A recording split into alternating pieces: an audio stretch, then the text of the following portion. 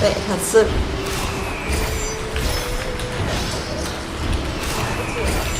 Quá giống nhau.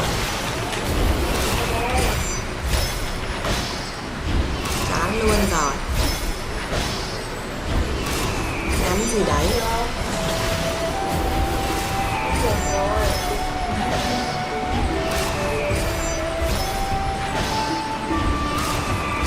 Chịu.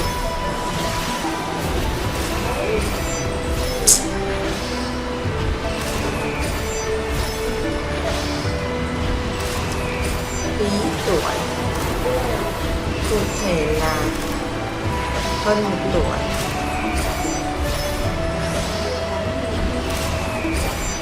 Ghê chưa?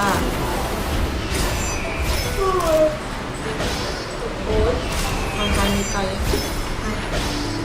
Ê nha.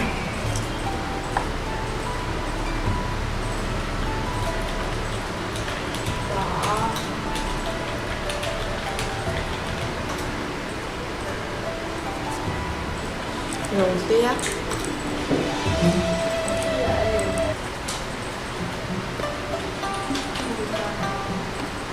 Quá chuẩn. Tiếp thì đầu.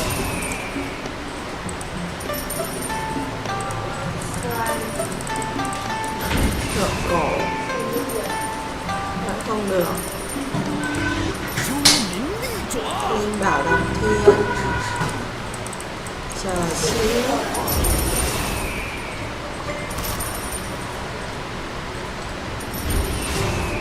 Được của nó.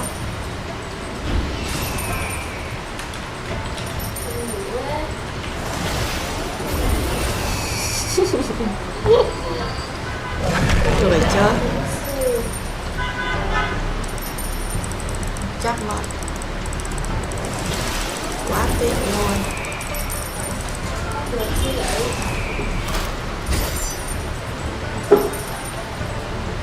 Ý mà.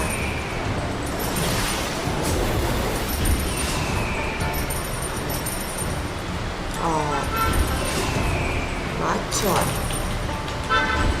Chờ xíu. Dùng ngay.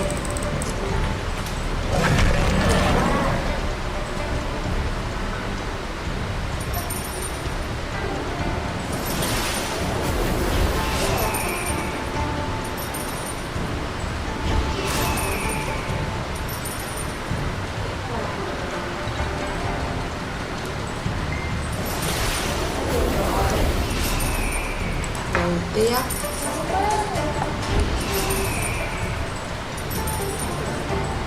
Ủa?